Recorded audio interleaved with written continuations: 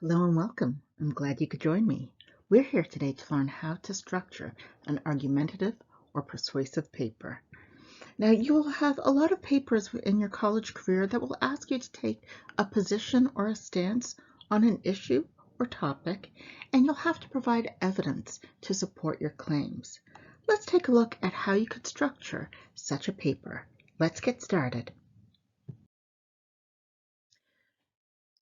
Let's take a look at how you'd structure an argumentative or persuasive paper. Like all papers, you'll begin with an introduction. In the introduction, you introduce the reader to your topic and you explain to the reader why it's important, why it matters, how does this topic fit in the big picture. And you end your introduction with a clear statement of your position, stance, or opinion about this topic. What is it that this paper is going to prove? Next, you decide, I'm going to dismiss all the counter arguments. So you present the reasons against your position. Each reason against your position will receive its own paragraph, and you'll describe within that paragraph the main objection or arguments that are used against your position, the evidence that's used against your position, and then you would provide counter evidence, evidence that contradicts the reasons against your position. You want to explain to the reader why the evidence that's used as reasons against your position isn't sufficient. So you'll use one or two paragraphs to contradict or counter your argument, and you'll use a different paragraph for each counter argument.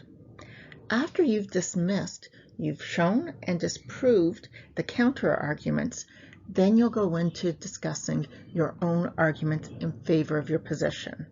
So you'll provide the first reason in favor of your position, and you'll provide evidence. You'll elaborate on your evidence with explanations and examples. Don't expect the reader to understand just by simply stating the evidence that they see the connection. You need to explain to them why that evidence supports your claim or your position. And you'll do this for each piece of evidence in favor of your argument.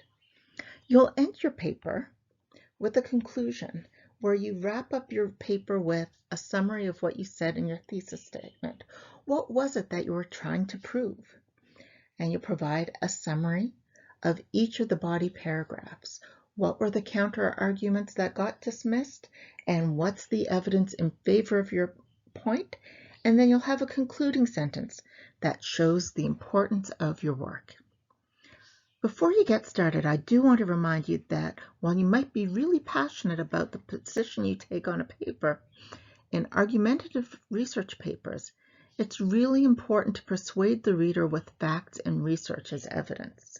Appearing objective and unbiased in your writing and using evidence will make your research papers much more convincing.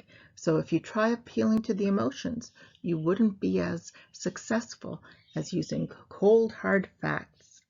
So good luck in writing your persuasive and argumentative papers, and happy writing.